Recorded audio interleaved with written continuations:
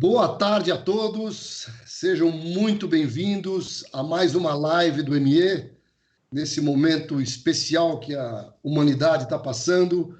Hoje nós vamos continuar com o tema gestão de compras e hoje temos um tema focado em segmentos essenciais nos tempos de crise. Eu sou o Luiz Gastão Bolognês, sou vice-presidente do Mercado Eletrônico. A gente tem feito essas lives cumprindo com a nossa missão.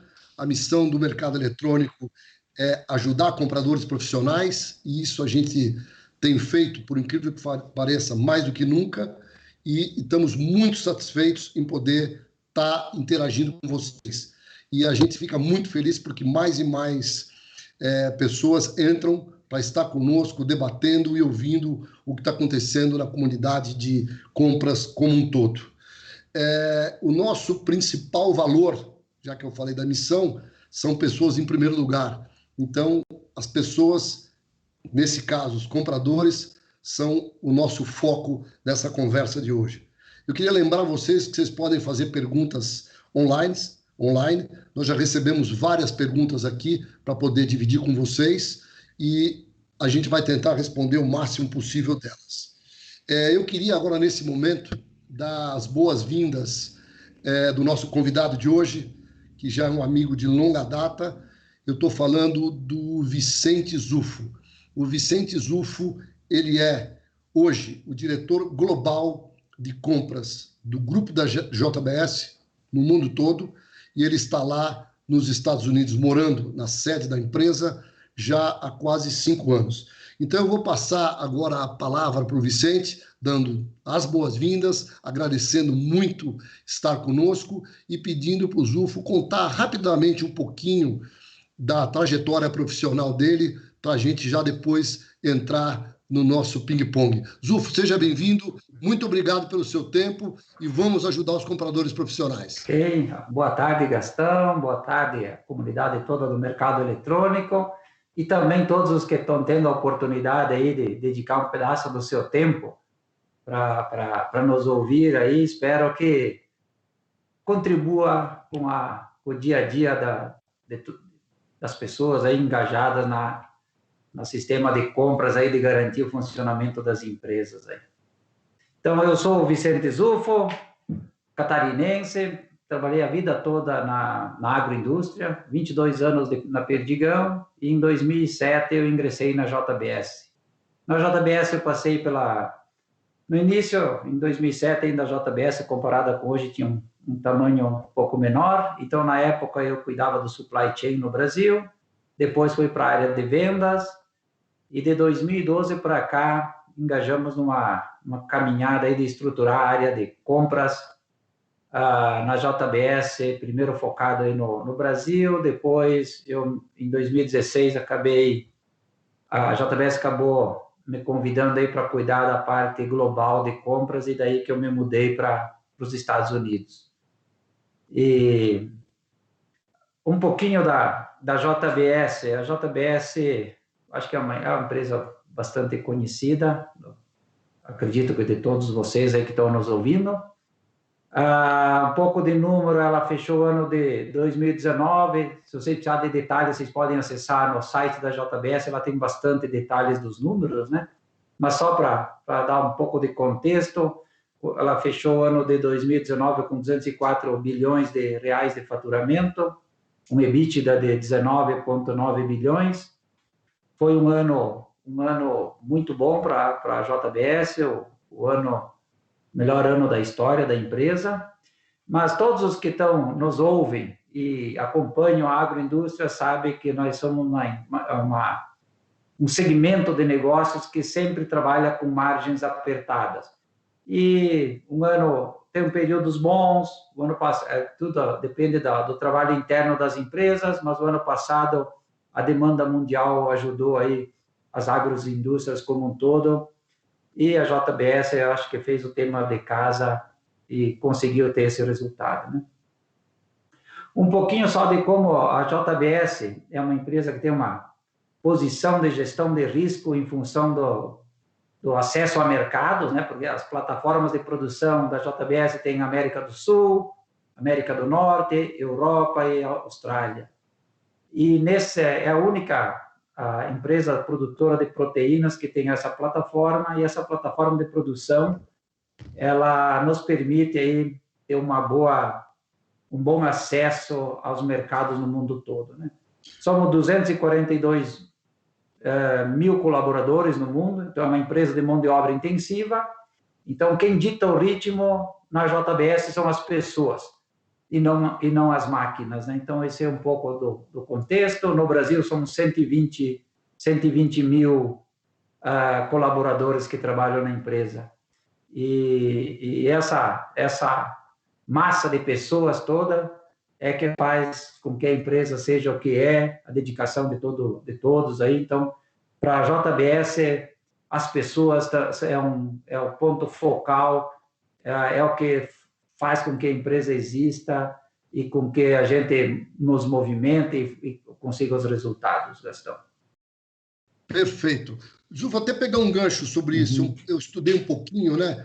Principalmente o mercado de proteína animal como um todo, que vocês são líderes mundiais. E uma das coisas que me destacou bastante é que a maioria dos concorrentes de vocês, a nível globais, são mais centralizados em determinadas regiões. E a JBS, né? A gente brinca, lembro lá de falar do complexo do brasileiro, né? A gente tem uma empresa como vocês que conseguem estar em praticamente todos os continentes e que, na minha visão, isso é um grande diferencial competitivo para vocês. Ou seja, vocês entrando em todos os continentes, tendo essa liderança que vocês têm, isso, sem dúvida nenhuma, é um fator competitivo. Eu queria que você comentasse um pouquinho da operação global de vocês em todos os países e como é que vocês estão agora vendo esse momento difícil com o Covid-19. De fato, essa distribuição geográfica nos garante, porque quando a gente fala assim na produção de proteína, olhando a América do Sul, América do Norte, Austrália, são locais onde que tem o custo de produção ele é altamente competitivo, né? Então isso faz uma diferença bastante grande para a JBS. Eu entendo que agora nós estamos com a situação do Covid, que ele está espalhado no mundo todo, né? Então, nós temos as operações da Austrália, o pessoal lá está trabalhando na proteção. América do Sul, no México, nos Estados Unidos, na Europa, né? Então, mas a gente vê que para a JBS, esse patamar de termos geograficamente distribuídos também facilita acesso a mercados. Porque muitas vezes, quando um mercado tem dificuldade de ter abertura para receber as vendas de um outro, de exportações, certamente da JBS, em alguma parte, consegue acessá-lo, né? Então, isso é muito bom. Falando um pouco dos suprimentos, né, nesse período, né, nós somos estruturados, a área de suprimentos na JBS tem alguns blocos de suprimentos. Então, um bloco é animais, comprar boi, esse aí é uma especialidade, tem uma equipe que é dedicada para isso. Tem um outro bloco que é a compra de grãos. Então, aqui é milho, farelo de soja, que é muito para fazer rações. E aí tem o que nós chamamos de suprimentos tradicional, que é onde que eu me encaixo, né? E esse suprimentos tradicional, ele cuida do quê? Os ingredientes para ração, não soja, não farelo, então são os aminoácidos, vitaminas, a saúde animal, embalagens, ingredientes de alimentos, né, o food ingredients, para fazer produtos processados, CAPEX, que são comprar equipamento, investimentos, OPEX, que é a parte operacional, utilidades, energia elétrica, gás, químicos, suporte às áreas administrativas, recursos humanos e viagens. Então, esse é o contexto que nós chamamos do suprimento tradicional. Esse suprimento tradicional, ele é agrupado em regiões. Nós temos 3 níveis, nós falamos da área de suprimentos. O primeiro deles é que cada planta tem gente responsável por compras. Depois nós temos regiões. Então, nós temos uma região Austrália, a outra Europa, América do Norte, México, e nós chamamos América do Sul, aí o Brasil, chamamos América do Sul, mas é ali o Gerson que lidera junto com a equipe toda aí do Brasil e que faz um trabalho muito bom. É uma região estendida, então eles abrangem aí as atividades de couro fora do Brasil, fora até do Uruguai, inclui a Itália, a Vietnã, né? E essa estruturação, nós temos essas estruturas regionais, depois nós temos um pequeno corporativo global, e que nós falamos que a nossa função é de liaisons, ou facilitadores. Nós temos uma pessoa que coordena a área do mundo de ingredientes para rações e saúde animal, outra pessoa para a área de embalagens e ingredientes para processados, CAPEX, equipamentos e processos, administração e controle, que me facilitam a vida para interagir junto com as regiões, para nós termos escala de negociação e também um fator que é muito importante, que é a troca de práticas entre uma região e outra. E com essa equipe, nós estamos aí um pouco mais de 500 pessoas esparramadas aí no mundo todo, considerando as plantas, que tem um trabalho maravilhoso, importante, que é dar o primeiro suporte ao que se precisa, onde que realmente a atividade da empresa acontece, que é o processamento das proteínas, seja bovina, suína, aves ou cordeiros também, né? Temos sobre a responsabilidade dessa equipe de compras, junto com milhares de fornecedores, um spend de 7,3 bilhões de dólares ano. Nossa. Essa é um pouco da ordem de grandeza, Gastão. Muito legal, Zulfo. Aí já vem aqui, eu vou encaixar, né, porque são muitas perguntas, eu vou encaixar a minha última pergunta já com uma de um dos nossos colegas que estão conectados. Zulfo, nós começamos, né, o mercado eletrônico na automação de compras já com você na ocasião em 2007. Então, eu queria que agora você desse uma visão de quão importante foi a digitalização na área de compras, ou seja, pegando desde 2007 para cá, e agora, mais do que nunca, depois que você sentou na cadeira de executivo mundial, e agora, logo na sequência, a crise que nós estamos vivendo. Conta um pouquinho da digitalização como um fator competitivo para você na sua gestão, e como é que hoje, Zulfo, com a crise, você está fazendo a gestão do seu time a nível mundial. Quando fala digitalização, esse termo tem muitas interpretações, né? Eu vou contar um pouco assim o que eu entendo aí como processo de digitalização ou de automação da atividade de compras, né? Para nós, a atividade de compras, ela tem alguns nascedouros, né? Aonde que nasce a necessidade? Uma delas, uma vertente, né, uma linha de nascimento é as requisições. Então, são de diversas maneiras, são para pessoas que estão nas fábricas pedindo peças de manutenção, pedindo pequenos equipamentos, pedindo uniformes, pedindo produtos químicos para tratamento de água, para limpeza de fábrica. Então, esse é um formato que eu chamo que nasce a necessidade. E onde que a primeira atuação é sempre as pessoas que estão na frente de batalha, aí, que são nossos compradores de planta, né? Depois, tem um outro formato de nascimento da necessidade, que vem das áreas de planejamento de produção e vendas, que dizem lá quanto que vai produzir, e em função disso desdobra o que nós precisamos comprar, né? Para suportar o processo produtivo. Temos os investimentos, o planejamento de investimento da empresa, que também nasce necessidades, e planos de marketing e de viagem da turma, né? Então, isso tudo que nasce, essa necessidade, ela chega na área de suprimentos. Na área de suprimentos, nós temos aquilo que nós chamamos que é mais estruturado, e que aí sim começa a história da digitalização para mim, tudo aquilo que é possível, você fazer contratos para facilitar a vida de quem está na ponta e também de quem está na área de compras.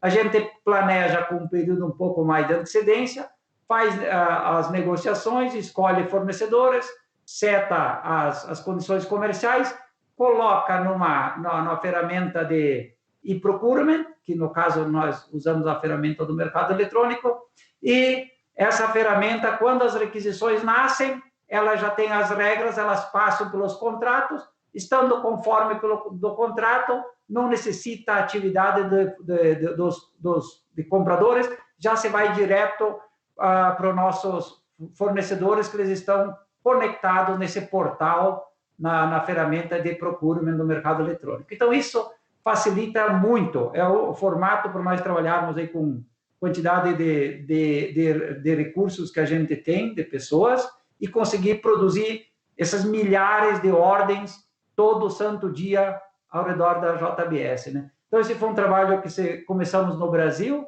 e que agora nós acabamos levando para o México com sucesso. Então, você tem gente aí da equipe da área de compras do México, de Abasto, no México, que está nos ouvindo.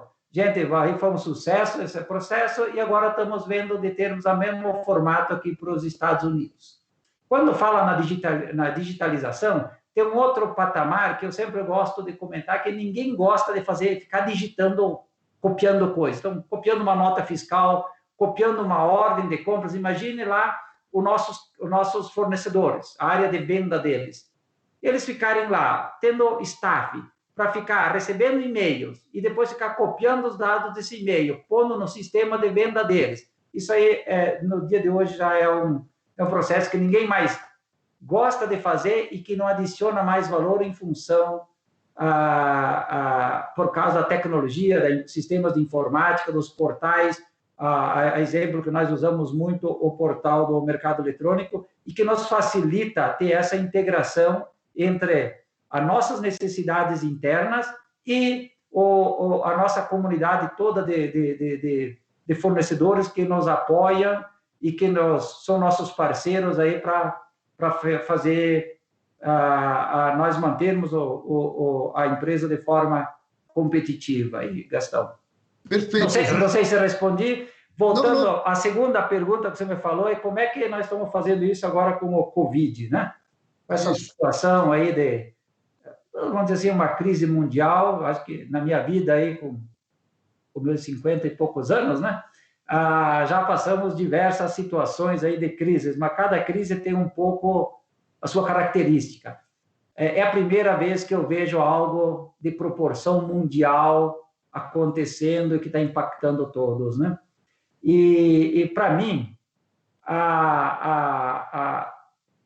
sempre quando tem crise, o que muda nas pessoas é as atitudes.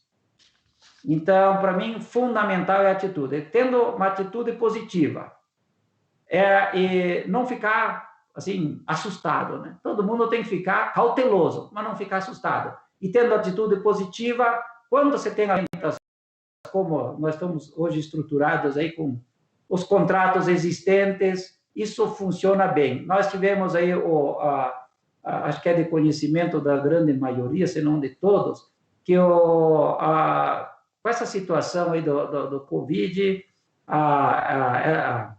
muitas determinações, cada governo, cada local tem suas determinações um pouco diferentes, mas o fato é que a grande maioria passou a trabalhar em casa, assim como eu estou trabalhando hoje também aqui da minha casa, né? E o outro, quando olha do lado, a outra mudança foi esse movimento das pessoas para suas casas. Elas passaram a deixar de comer fora de casa e passaram a comer dentro de casa. Então, o que aconteceu? O mercado de food service perdeu seus clientes. E o mercado do supermercado, né, do retail, né, do varejo, esse ganhou um monte de demanda. Associado a isso, nós vimos também que as pessoas acabaram comprando e se estocando um pouco mais. Então, no primeiro momento, a JBS encontrou isso em todas as geografias. Um aumento da demanda no varejo e uma diminuição no food service. E aí, o impacto é rapidez na área de suprimentos, em fazer os ajustes de embalagens, de ingredientes, de tudo que precisa para o pessoal de operações fazer a mudança do mix de produção de produtos que iria para as redes de lanchonete, de restaurantes, e mudar para o varejo. Então, essa parte, eu diria o seguinte, como hoje para nós isso, claro, teve interação, mas foi uma parte que, junto com os nossos fornecedores, até foi bastante, eu diria assim, comparado com outras situações em muitos tempos anteriores, a digitalização nesse sentido facilita um monte. Porque imediatamente o fornecedor começa a perceber que nós deixamos de pedir um tipo de embalagem e passamos a pedir outra, ele também passa a startar o processo de reação dele bastante rápido. Agora, é claro que o alinhamento entre a nossa necessidade interna, os nossos compradores e fornecedor, isso tem um valor fundamental. Então, a parte operacional, os sistemas controlam de mandar as informações, mas os nossos compradores têm a obrigação, e fizeram muito bem, é de garantir alinhamento, de anteciparem, assim que nós temos os primeiros sinais internos, já ficar conversando com nossos fornecedores e realinhando o estímulo, né, para ir nesse sentido, né? Não, e agora, o lado que pegou mais, Gastão, foi o lado da preocupação, né, que foi a questão da proteção dos nossos funcionários, então, dos nossos colaboradores. Então, aí a gente tem regras diferentes em cada país, de uniformes, de equipamentos de proteção, e o que nós vimos foi a necessidade de máscaras, de diversos, cada área, cada setor tem uma especificação de máscara diferente, mas o uso massivo de máscara em todas as nossas operações no mundo todo são milhões de máscaras. Outro uniforme tipo balaclave. Balaclave é aquela touca, né, que você coloca ela e só fica com o olho aparecendo, né? E que algumas indústrias nossas já usavam, mas não eram todas. Isso foi de forma massiva. Agora nós tivemos que ir para o mercado e conseguir um volume maior de balaclaves. Álcool gel, sanitizantes, né, para limpeza, produto químico para limpeza, protetores, em inglês chama face shield, aquelas máscaras que coloca de proteção para proteção de respiração, né, depois da máscara, né? Então, esses foram itens que a gente acabou tendo que correr bastante, fora um pouco da normalidade. E aí eu diria o seguinte, como a grande operação da empresa estava estruturada, eu tenho certeza que quase todas as nossas regiões aí diminuíram os projetos para atuar no curto prazo, garantir esse tipo de suprimentos para nossas plantas. Isso aí tem situações das mais diversas. A logística internacional, quando você fala de emergências, aí que está se usando muito a estruturação de logística aérea, primeiro teve uma redução grande da quantidade de disponibilidade, porque as companhias aéreas reduziram a quantia de voos de pessoas, já vem junto todo o porão do avião, que transporta a carga, deixou de existir. Então, a gente tem notado aí que a nossa equipe tem se trabalhado bastante procurando alternativas para superar a diminuição de oferta de transporte aéreo no mundo todo, né? E também tem aí bastante determinações, como no começo nós compramos balaclaves do Brasil e trouxemos para os Estados Unidos, 120 mil balaclaves. Agora o governo brasileiro está pedindo para que isso não se exporte mais do Brasil para os Estados Unidos. Nós estamos arranjando outras alternativas na Ásia, né? E então, é um pouco desse contexto, né, Gastão? Muito legal. E graças a ter uma equipe já madura e com uma boa atitude, nós estamos conseguindo reagir de forma muito, muito rápida e garantir a produção do alimento, que é interessante, né, que a nossa proteína é essencial na alimentação da população como um todo. E praticamente todos os países aí, eles consideraram o nosso segmento como essencial e até nos cobram que nós não podemos deixar as fábricas pararem. E está todo mundo empenhado dentro da empresa. Veja, assim, o esforço das pessoas nesse objetivo de conseguir produzir a proteína e conseguir disponibilizar para ter alimento. Esse é um esforço dentro não tem como você falar, vendo aí a equipe toda da JBS empenhada em realmente continuar com as fábricas rodando, produzindo, e os suprimentos conseguindo aí a suportá-los aí para que façam esse papel aí de manter as fábricas. Muito bom, Zuf. Inclusive, eu também li, né, que o Mike Pence hoje em dia é o patrono, né, da indústria de alimentos dos Estados Unidos, né? Só o vice-presidente dos Estados Unidos que toca esse assunto. Zuf, uma das coisas que eu lembrei, né, você já respondeu umas 3 perguntas aqui, muita gente estava interagindo aqui, perguntando das ações emergenciais que você já encaminhou a mudança, né, da estratégia do dia a dia versus as prioridades que surgiram, e eu posso corroborar com você que eu tenho falado com seus pares aqui do Brasil, e é impressionante, né, a preocupação hoje em dia com a alimentação dos caminhoneiros, né, como é que os caminhoneiros estão se alimentando nas estradas e etc. Mas eu me lembrei de uma coisa, Zuf, que eu acho que a gente tinha que dividir com o time aqui, é o seguinte: nas minhas idas e vindas, já estou na estrada aqui no mercado eletrônico há mais de 15 anos, e eu sempre, né, aqui nós, né, principalmente a liderança, sempre com essa visão do quão importante ou quão importantes são as áreas de compra das empresas. E eu me lembro, Zuf, que quando você foi nomeado, você me comentou que na JBS a primeira área, grande área, a ser globalizada foi a área de suprimentos. Eu queria que você juntasse isso com aquela minha pergunta anterior, né? Me confirmasse, contasse um pouquinho, e se nessa conquista também tem um pouco ou da digitalização ou da automação por trás disso. Porque isso eu acho que é um ganho muito grande para a comunidade de compras, né? Porque a comunidade de compras, há 5, 10 anos atrás, a gente era muito operacional. E a gente vê com muito gosto quando as empresas começam a ver as áreas de compras como uma área que contribui mesmo para o bottom line. E mais do que nunca, em épocas de crise, eu acho que agora as áreas de compra e suprimentos têm feito um trabalho revolucionário para poder não deixar a peteca cair. Eu queria que você comentasse um pouquinho disso para o nosso time. Primeiro, comentar um pouquinho da questão da construção do modelo na JBS. A JBS cresceu comprando empresas, né?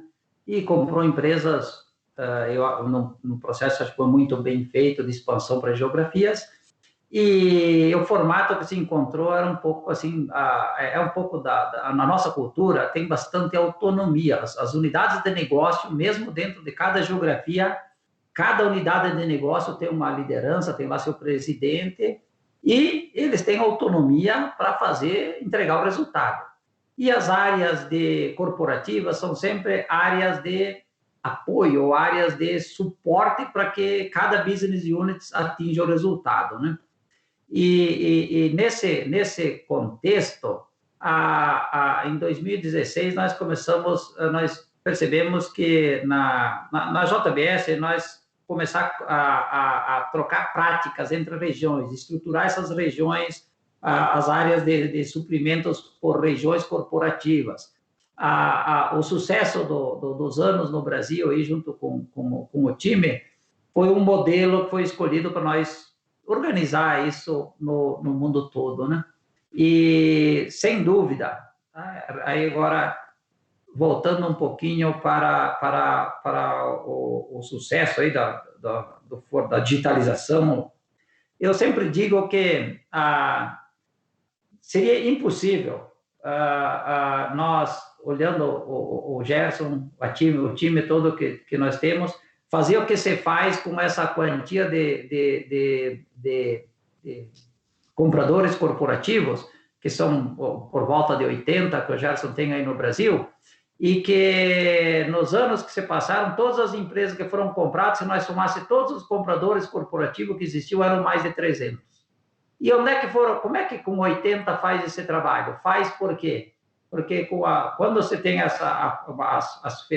ferramenta automação, nos ajuda a guiar o processo. Então, o processo estruturado, tendo as suas fases, as requisições, nos ajudam a fazer os contratos. Quando vem necessidade que está em contrato, já conecta com os fornecedores.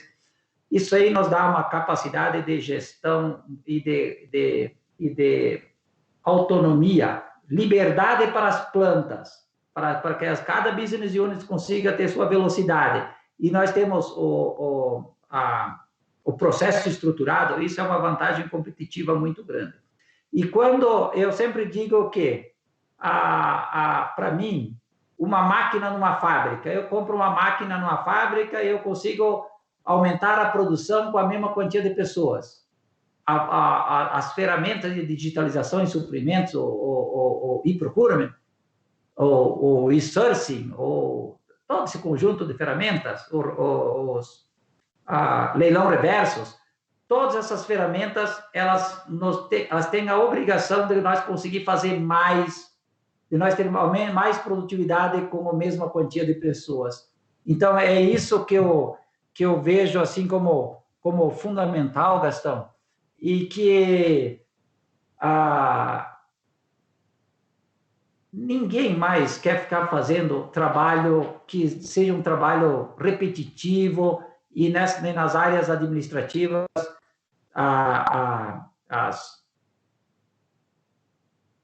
inclusive, essa troca, quando se faz cotações, seguir compliance, guardar histórico disso aí, ter transparência, essas ferramentas aí para nós é fundamental. Para mim, é até um assunto já até um pouco, eu já considero maduro. Esse já a minha preocupação em relação a isso é só ter rollout agora estamos fazendo isso aqui na América do Norte e certamente nós vamos passar esses processos mais digitalizados, mais automatizados também para as instalações na Europa e na Austrália. E nesse ponto, eu sei, tem várias ferramentas no mercado, mas eu sempre digo o seguinte, você não precisa ter a melhor ferramenta do mercado, você precisa ter uma que você consiga adequar ela para realmente aquilo que você precisa dentro da sua empresa. E o que nós precisamos, hoje nós estamos satisfeitos, nós estamos, sempre tem melhoria, a nossa equipe aí de administração e controle sempre tem a lista das melhorias para fazer, né? E é normal, normal, estamos sempre procurando nós vermos forma de conseguir mais resultado com menos esforço, né? E eu acho isso sensacional, junto com a equipe técnica aí de vocês também, né? Então, para mim é um assunto até que eu diria o seguinte, é consolidado, não tem mais discussão nenhuma a respeito de estruturação de processos, digitalização, até agora está entrando bastante eu nem sei bem certo o nome correto, Gastão, acho que chamam aqueles que simulam digitações, né? O cara lê a nota fiscal e já lá simula que preenche no sistema, né? Os robots. Parte de robótica, né? Parte de inteligência artificial, exatamente. Isso aí é nisso aí que a nossa equipe técnica já está pensando para realmente ninguém mais quer saber de receber a nota fiscal depois dos produtos e ter que alguém digitar a nota fiscal, né?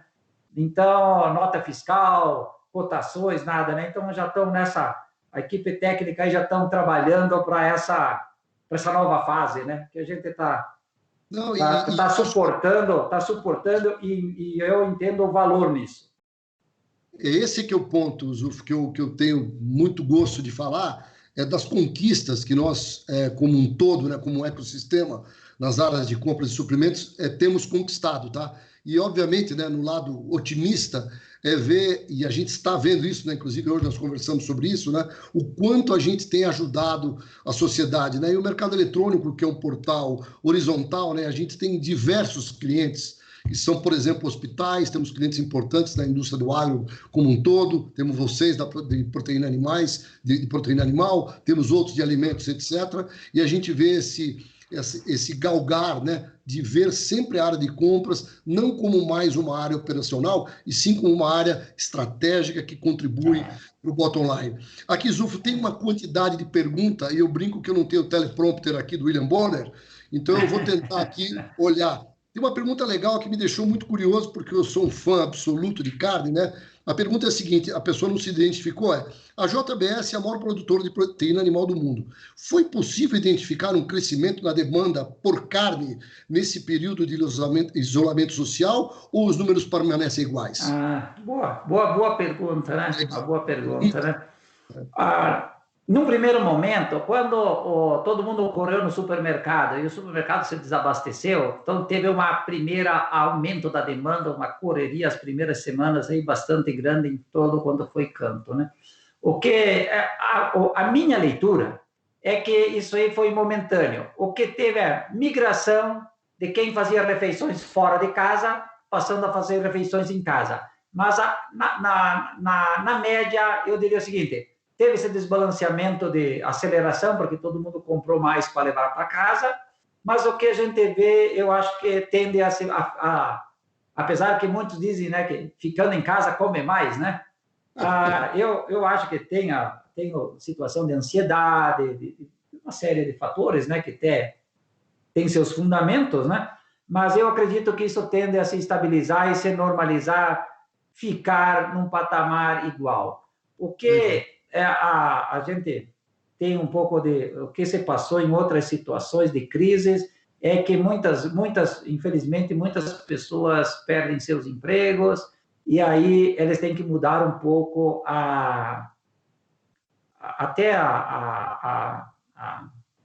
o que usualmente do que se alimenta, né?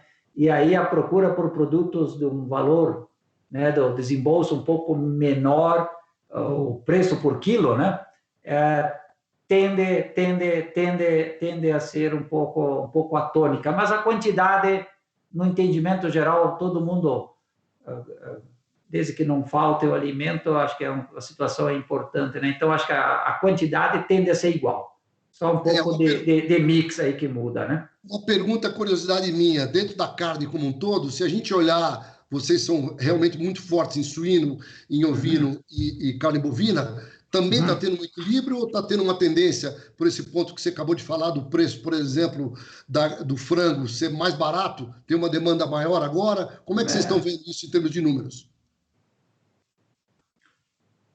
Tem um pouco, sim. Cada geografia tem um pouco de reações diferentes, mas quando se olha no Brasil, a tendência é que o volume de produtos de custo menor seja beneficiado contra o produto que tem um custo maior por quilo. Isso é só esperar que isso vai acontecer.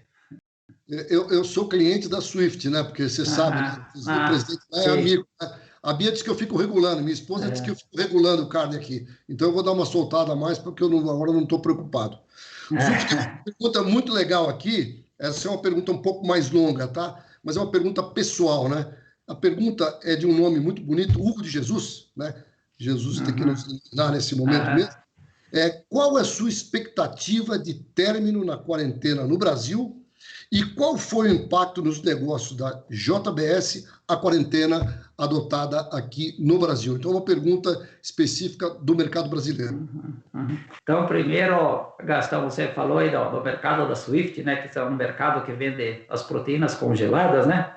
Isso. E eu acho que nós estamos provavelmente quase que todos os que estão nos assistindo, né, tem uma condição de vida privilegiada, né, e que nós conseguimos ter acesso a esse tipo de alimento, né?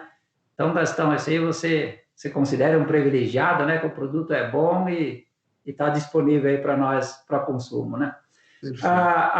Hugo de Jesus, né? Isso. Quer ver, Hugo, a JBS aí, assim, a gente tem visto bastante esse esforço da indústria alimentícia, né? Que tem trabalhado duro aí para manter as fábricas rodando, né? E o que a gente tem visto no Brasil, e a JBS tem mantido as fábricas rodando, um pouco diferente do que aqui nos Estados Unidos, que está aí nas notícias, né? Nós tivemos aí 2 plantas aqui nos Estados Unidos que, infelizmente, elas tiveram que dar uma parada técnica em função do coronavírus aí, para desinfecção, para a organização toda delas. dessas duas plantas, né? No Brasil está operando normal, está conseguindo manter as plantas funcionando.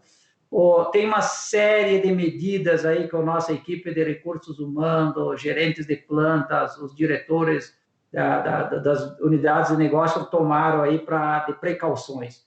E aí são inúmeras. Eu posso citar algumas que me contaram aí que até a quantia de ônibus que coleta os funcionários para ir trabalhar na fábrica foram aumentados para ter distanciamento social. Os restaurantes estão com formatos diferentes, de horários diferentes para as pessoas terem acesso à refeição.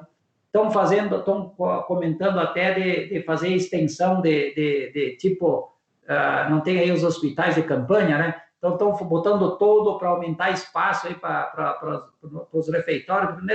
Quando a pessoa vai para o refeitório, ela está sem máscara, né? Para poder se alimentar, então precisa ter um distanciamento grande e tudo mais, né?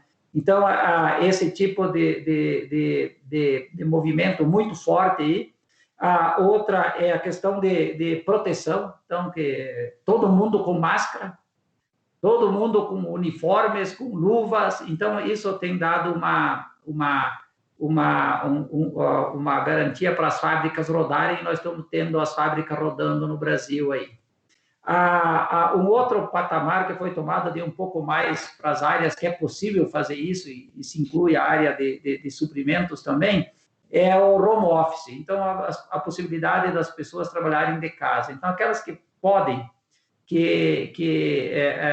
fazer a sua atividade de casa, nós temos nas áreas corporativas movimentado muitas pessoas para as suas casas. Eu não tenho o número certo, mas te asseguro que nós estamos com 1/3 do efetivo por volta disso nos escritórios, e o resto está fazendo o seu trabalho de casa. E dia de hoje, com a tecnologia, como nós estamos conversando aqui pelo sistema aí de Skype com o YouTube, né?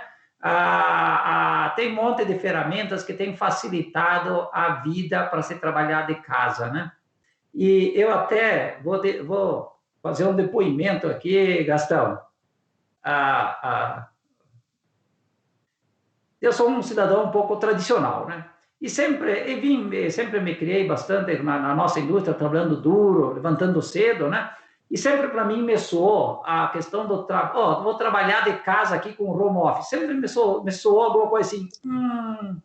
Poxa, isso aí esse cidadão está meio folgado aí, né? Não está com muita vontade de trabalhar.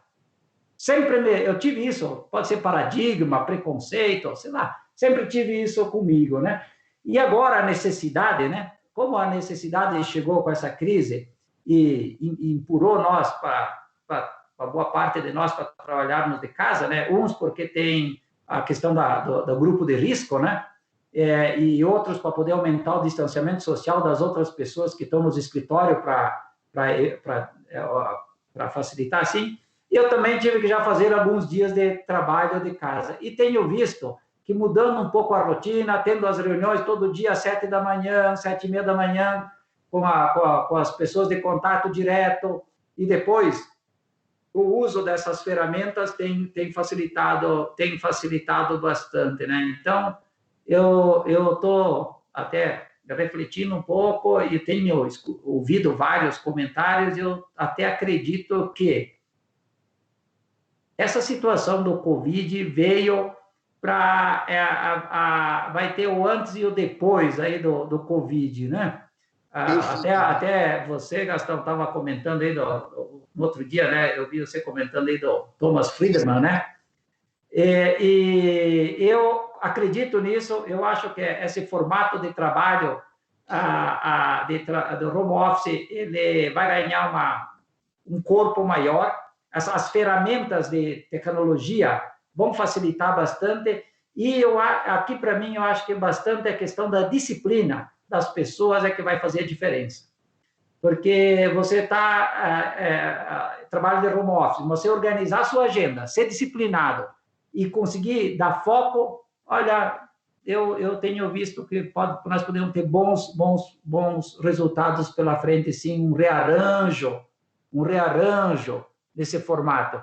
E aí, eu acho assim, num primeiro momento, a gente conta com equipes muito bem treinadas, com responsabilidade, e a gente tem visto que a nossa equipe de compras tem trabalhado horas extraordinárias.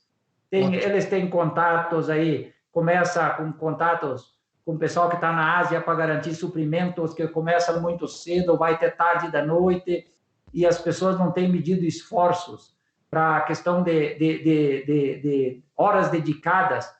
Tenho a impressão que a equipe toda aí tem dedicado muito mais horas nessas últimas semanas para passarmos por essa situação e usando essa quantia de ferramental. O telefone também de hoje está muito fácil, você coloca várias pessoas conectadas simultâneas para falar no telefone, com WhatsApp em grupos, e fornecedores, e eu estou assim, certamente essa crise vai me ensinar muito, para mim, Vicente Zufo, a quebrar um pouco o paradigma quem me conhece, quem já trabalhou perto de mim aí, certamente sabe que eu sou um pouco tradicional aí, conservador nesse tipo de pontos.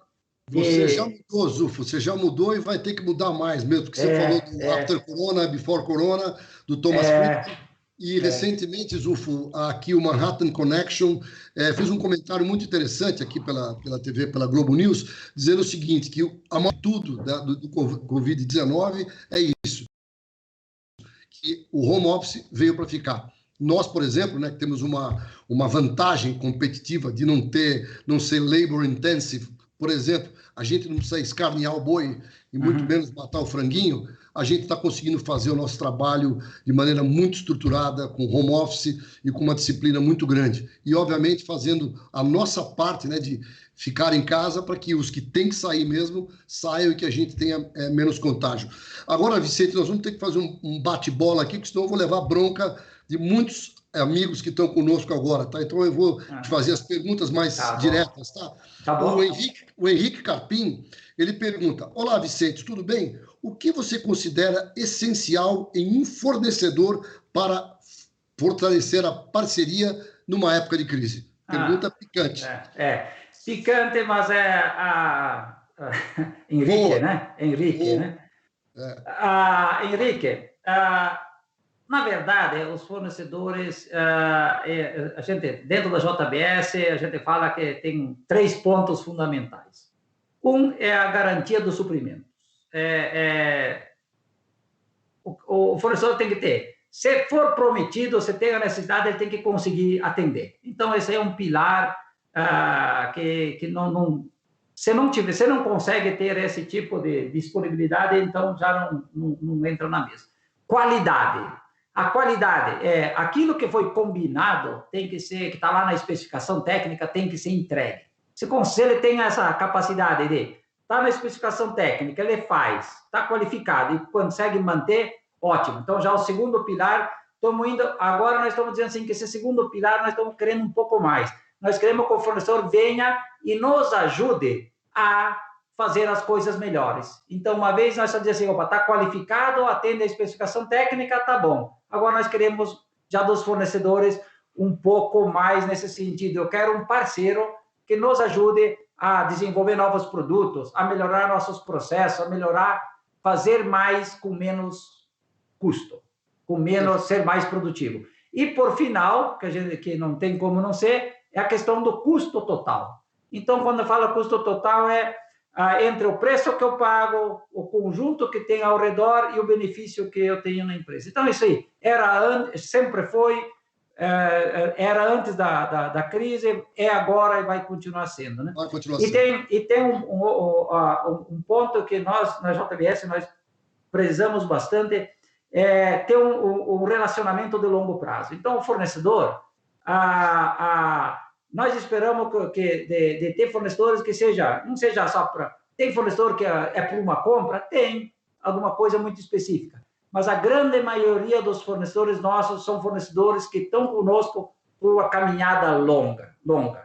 E nessa caminhada longa, a gente sim, mas a questão da negociação do preço, ele é importante e sempre vai ser no mundo inteiro. Quem compra e quem vende sabe. Mas quem compra e quem vende também sabe que o mercado é soberano. que é mercado soberano? Quando tem mais demanda do que oferta, preço sobe.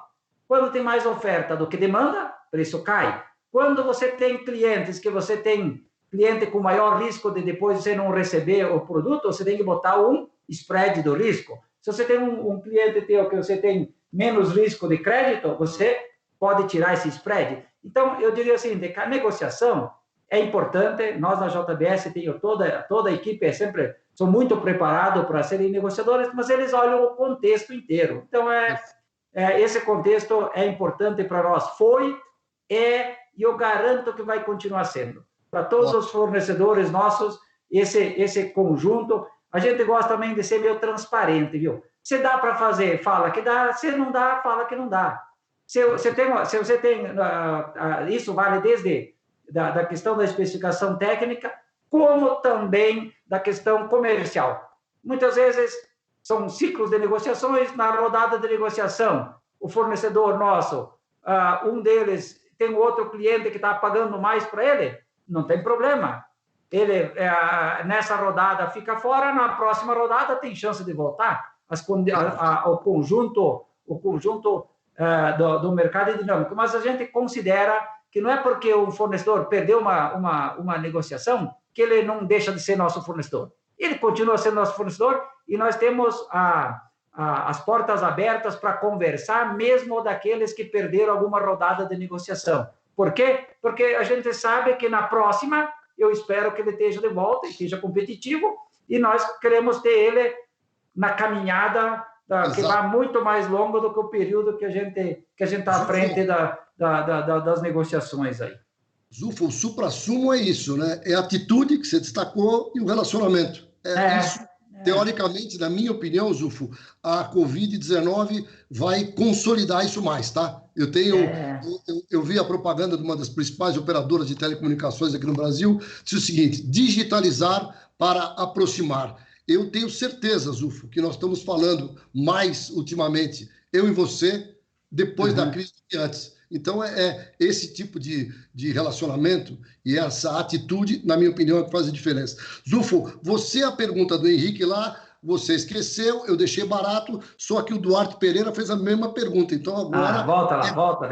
Bate pronto, hein? Qual a sua perspectiva para o fim da pandemia? É a sua opinião. Tá. Essa é a pergunta que vale um monte de dinheiro, né? Quem souber dela vai no mercado financeiro e trada e ganha muito dinheiro, né? Mas a minha opinião pessoal, eu tenho acompanhado esse assunto desde que ele surgiu na China, com a nossa equipe que fica na China, e aí foi se desenrolando. Eu tenho conversa com pessoas na Itália toda semana, na Espanha, na Alemanha, França. E, olha, eu estou assim um pouco, eu diria o seguinte, eu tenho a impressão que esse assunto desse vírus, minha formação é contabilidade, depois fiquei no mundo dos negócios, administração o tempo inteiro, sou mais uma pessoa de negócio do que técnico, mas eu tenho a impressão que nós vamos ficar sofrendo com isso aí por um bom tempo, até um dia que tenha uma vacina que consiga realmente tirar da frente esse pânico. Porque a gente tem ouvido falar um monte de conversa do vírus mutante, o isolamento social para evitar a contaminação em massa, mas eu estou um pouco cauteloso e eu tenho a impressão que isso deve durar, claro que não num formato tão crítico como nós estamos, mas entre altos e baixos deve se permanecer por muitos meses aí. E eu acredito que, tenho certeza, aí o mundo todo está correndo para ter medicamento ou para corrigir ou para prevenir, que eu acho que a solução é a prevenção, que seria a vacina, né? Claro. Então, é melhor nós nos prepararmos para uma corrida longa, e eu diria para todo mundo, gente, sejam cautelosos, se prepara para um período longo, turbulento, relacionado a isso, até que daqui a pouco comece a ter vacinação em massa. Zufo, nós estamos no finzinho agora, e você me fez lembrar de uma matéria que saiu nesse fim de semana, que foi espetacular, do Afonso Celso Pastore, nosso ex-presidente do Banco Central. E ele fez uma colocação fantástica, tá? Que ele disse o seguinte, que na guerra destroem-se pessoas e destroem-se bens. E que agora nós temos uma vantagem com essa nova guerra que nós estamos vivendo, que os bens estão preservados. Então, se nós preservarmos a vida, consequentemente, nós vamos, em pouco tempo, conseguir sair do buraco, que é voltar para recuperar a economia. Então, essa matéria saiu no Estadão no domingo, eu fiquei realmente muito feliz de ouvir um pensador, uma pessoa que já tem mais de 30 anos de idade, tendo uma visão tão especial e clara da coisa. Então, eu acho que nós todos temos essa missão, né, principalmente na liderança, de deixar muito claro que a gente está preparado para momentos difíceis, mas também com muita tranquilidade, saber que se a gente continuar preservando as pessoas, nós vamos estar preparados para uma virada mais rápido daqui para frente. Isso é uma coisa que eu tenho pessoalmente. Tem uma outra pergunta super picante aqui do nosso amigo Duarte, que eu estou dando o ibope para ele, Duarte Pereira. Ele faz uma pergunta que eu não passou pela minha cabeça e precisa ficar à vontade em responder, porque o nosso tempo já está acabando, tá, Zulf? Ele pergunta assim, como a JBS está tratando as determinações da medida provisória em relação à redução de salários e jornada de trabalho? É uma pergunta que essa eu não sei nem como começar. Eu vou ser muito transparente da minha parte, que eu não estou por dentro dessas discussões dentro da JBS. Eu estou bastante dedicado à área de suprimentos, né, olhando o mundo todo, e esse ponto, olhando, acho que a medida provisória bem focada na situação do Brasil, eu não tenho nem condições de comentar, porque eu não estou ciente desses detalhes aí. Desculpe aí, Duarte, mas vamos ter que procurar isso com pessoas que estão realmente lidando com isso. O que eu tenho visto, né, que eu estou bem por dentro, é que a JBS até abriu aumento de vagas aí no Brasil, né? Nós estamos com 3.000 vagas, até não sei, 3.000 era a semana passada, anterior, né?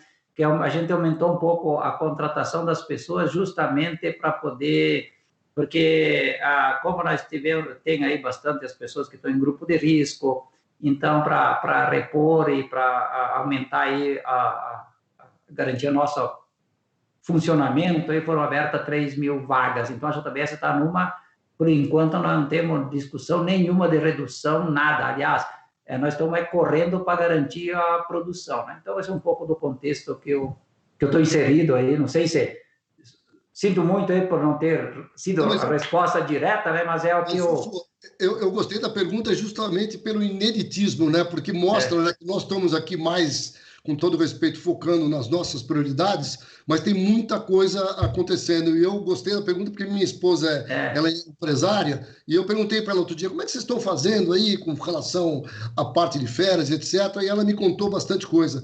E eu acho que se continuar com esse cenário, nós vamos ter que ter muita flexibilidade para fazer o que nós estamos fazendo.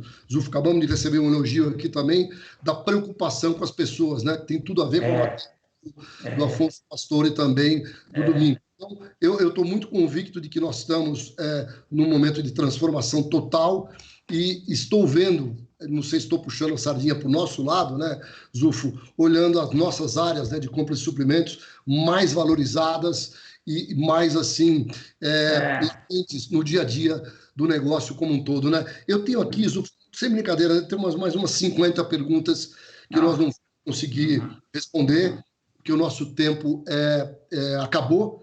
Eu queria, Zufo, aproveitar mesmo, mais uma vez, agradecer você aí pelo tempo que você dedicou.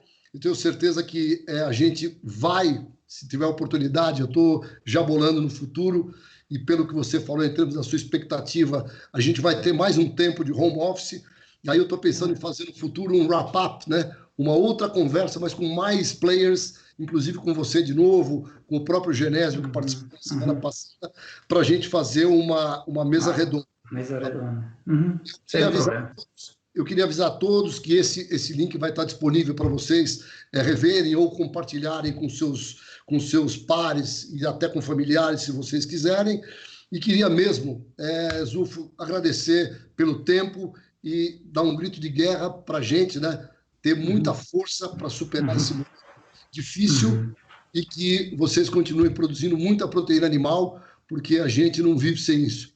Tá bom, Zulfo? Obrigado em nome do mercado eletrônico por tudo, pela confiança e principalmente por contribuir com o nosso ecossistema de compras no Brasil e, por que não dizer, no México. Recebi aqui, inclusive, alguns hits do México também, e por que não dos Estados Unidos. Tá bom? Eu queria as suas considerações finais e te agradecer mais uma vez, Zulfo. Obrigado. Bom, eu agradeço aí a vocês aí a ter propiciado esse momento. A gente sabe que todo mundo corre aí, abrir uma agenda aí também sempre pesa um pouquinho, né? Mas foi um prazer aí ter essa oportunidade. Espero que todos os que estão nos ouvindo aí, de alguma forma, tenha sido útil dedicarem essa uma hora aí para nos ouvirem, né? Que isso adicione valor ou ao menos faça com que algumas reflexões e que ajudem, né? E quando fala da comunidade da área de compras, né, eu acho que é um ponto bastante importante.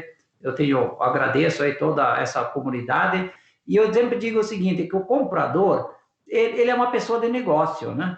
Então, se nós somos uma pessoa de negócio, nós somos importantes para as empresas que nós trabalhamos. Não importa o que se pense. Nós somos importantes, nós somos pessoas de negócio e garantimos a entrada do suprimento das necessidades da empresa e nós conseguimos, se nós formos um pouco criativos, trabalharmos junto com nossos fornecedores, que eu imagino que deve ter alguns também conectados aqui, nós levamos novidade para a empresa, inovação, mais negócio, mais resultado, somos importantes. Então, a todos aí a comunidade de compras, como você comentou, Gastão, o meu muito obrigado. E tenho certeza, nós somos pessoas de negócio e nós somos importantes, sim, no contexto onde nós estamos, nas empresas, e ter esse mundo funcionando. E espero que essa questão aí do coronavírus, todo mundo tenha a sua tranquilidade, um pouco de paz, e que passe por esse processo aí, e amanhã depois nós vamos ver que sobra um monte de aprendizado para todos nós. Então, meu muito obrigado e até mais. Obrigado, Zulfo. Um abraço a todos. Muito obrigado.